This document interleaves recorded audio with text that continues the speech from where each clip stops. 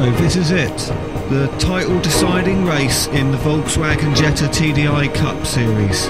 Wyatt Gooden starts on pole position, but he's closely followed by Karl Modov, who needs to finish ahead of Gooden if he's going to win the title today. Curtis Fung and Andrej Becher make up the second row, followed by Ben Anderson and Chris Modiano on the third. The race gets underway, and it's Wyatt Gooden in the lead from Karl Modov in second, Curtis Fung in third and Andrej Becher fourth as they go into Big Bend, and that's a sideways Chris Damron Jr. It looked like Maxim Yefanov just gave him a nudge there. Whoa, Courtney Smith loses control, he's on the grass.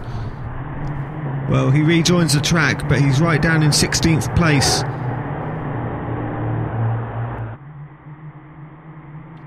Andrej Becher down the inside of Curtis Fung, that's the third place.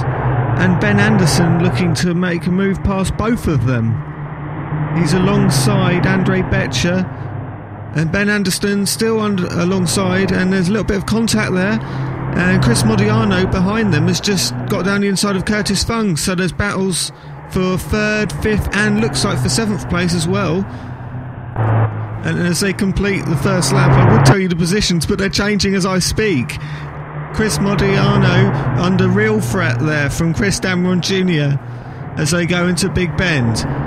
And Chris Modiano is through past Andrej Becher, but there's a looks like slight contact there, and Andrej Becher's run very wide.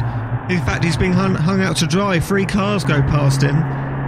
Let's look at that on board with Chris Damron Jr. You can see Andrej Becher on the left in the white car just ran a little bit wide.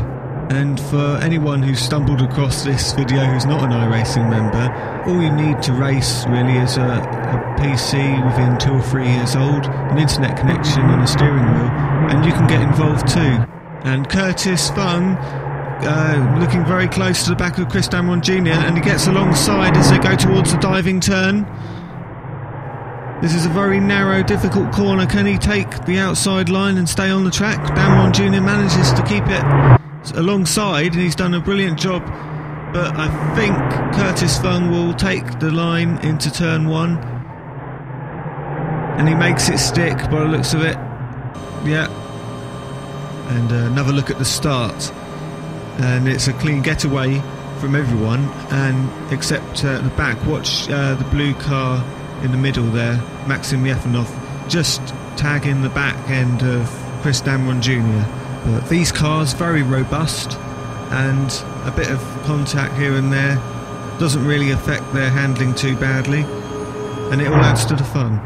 This is the battle for 4th place between Curtis Fung in the black car and Chris Modiano in the blue car, and Curtis Fung looks to try and outbrake, but very late on the brakes, Chris Modiano, and he's run wide as a result onto the grass, and that gives away the place. And will he lose any more? Well, yes is the answer to that one. He's dropped right back, and that's a good demonstration of really the level of competition in this series. One mistake can put you right at the back. Oh, and contact between Chip Disharoon and Maxim Yefanov. Disharoon looks like he's lost 2 places, and he must have damage to his car after that. Here's a replay, and clearly Disharoon wasn't fully alongside, so Yefanov did nothing wrong in turning in on him. Well, remember Chris Modiano went off when defending Curtis Fung, and now he's moved back up to 11th position.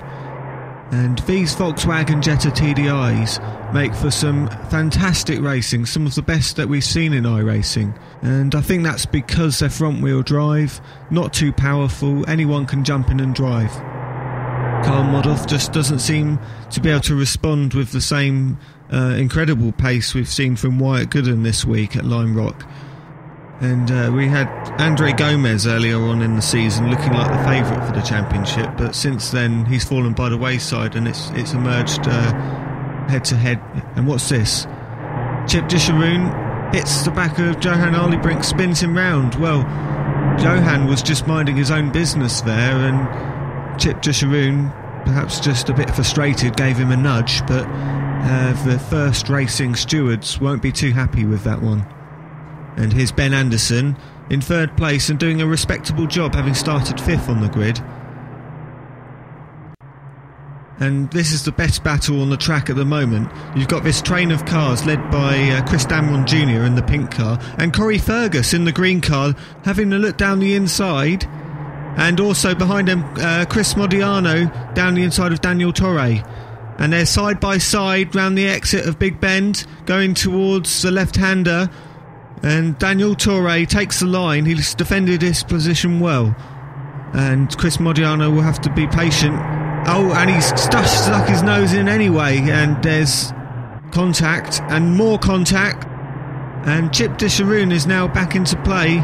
He gives a nudge to the back of Chris Modiano to let him know he's in this race too, but he's lost control going up the hill and onto the grass, and perhaps some damage on the car causing that spin, but nevertheless a terrible race for Chip Disharoon. Corey Fergus is under real pressure from the yellow car, that is Tim Retiniti, as they go to who's this? Daniel Torre onto the grass. He's losing control of the car and looks towards the wall, and he survived, but he will be right at the back now.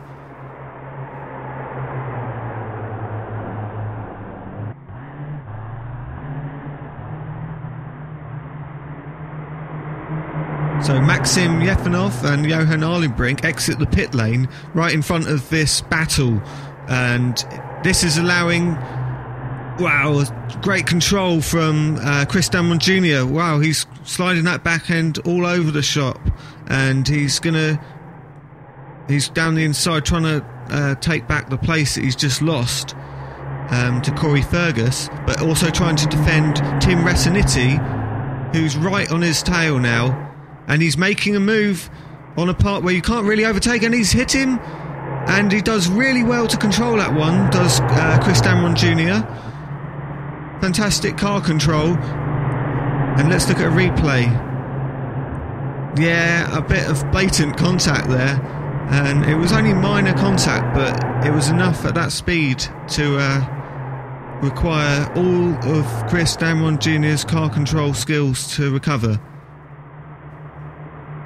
And they pass the back marker, and it's very close between Tim Retiniti still and Chris Damron Jr.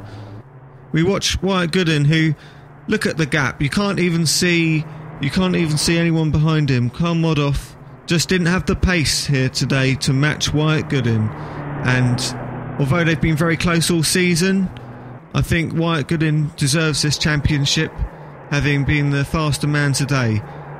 Ben Anderson, he's driven a very consistent race, and he's done well to improve on his grid position. In 4th, you've got Curtis Fung, who really did well to survive this race after those frantic first few laps. And Andrei Betcher, 5th. He too had a frantic start to the race, but quite an easy, relaxed second half of the race for him. And then you've got this battle for 6th and 7th. Who knows which one will finish 6th between Corey Fergus and Christopher Modiano.